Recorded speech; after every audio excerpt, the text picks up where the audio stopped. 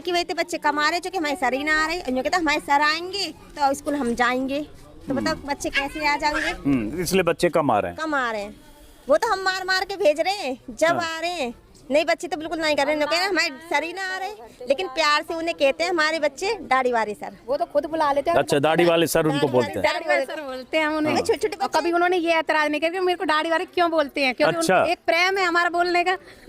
हम भी यहाँ पे आते हैं ना तो हमें सर नहीं मिले तो हम भी पूछते हैं टी-शर्ट पे हमारी दाढ़ी अब देखिए जान मोहम्मद साहब को यहाँ नहीं, लोग गुस्सा नहीं करते वो अगर ऐसे बोलते तो हम, क्योंकि वो अपना समझते हैं सबको। सब लोग दाढ़ी वाले सर बोलते हैं, पीछे नाम लिखा हुआ ऊपर। नाम नहीं सर, अभी तक हमें नाम की ना ध्यान लिख रहा हूँ। आप पता पड़ गया जब मीडिया वाले आए थे ना, जब नाम की पता पड़ दाढ़ी वाले सर। दाढ़ी वाले लेकिन आपको पता है इसी दाढ़ी टोपी से तो परेशानी है, इसी दाढ़ी टोपी से तो नफरत है।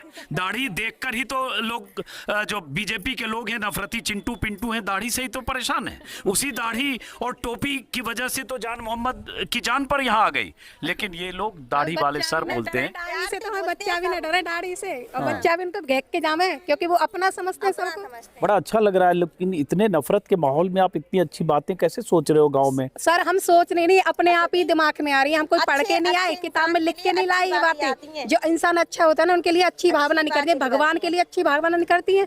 भगवान के ये थोड़ने कहते कि हम जाके ये कहेंगे वो कहेंगे, वो अंदर से ही अपने आप निकलती है। भावना जो होती है ना वो अपने आप शब्दों के द्वारा निकलती है।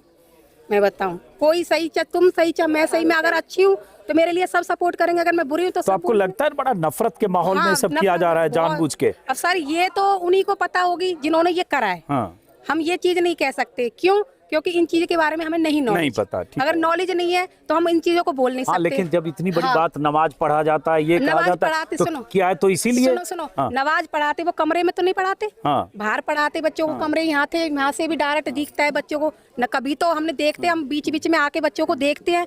ये नहीं है कि हम काम ही करते हैं तो बच्चों को बिल्कुल छोड़ देंगे सर के ऊपर, क्योंकि कुछ जिम्मेदारियां माँ बापों की भी होती हैं, सारी जिम्मेदारी सर के ऊपर नहीं छोड़ सकते। तो हम ये कभी अचानक भी आके हमने देखा तो ऐसा कभी हमें महसूस नहीं हुआ कि ये बच्चे हमारे कि कोई गलत काम कर रहे हैं। चलिए अब तो साबित हुई हो गया, अब तो जांच रिपोर्ट में ही कह दिया कि सब गलत झूठी शिकायत है। ये सारी गलत बातें हैं, ये अफवाह है। अब ये जो माताएं हैं बच्चों की, ये सब चाहती हैं और ये सब चाहते हैं कि जान मोहम्मद साहब आने चाहिए, इसी स्कूल में वापस आने चाहिए, यही आने चाहिए। सोमवार को ड्यूटी यही होनी चाहिए, सोमवार को उनकी ड्यूटी यही होनी चाहिए।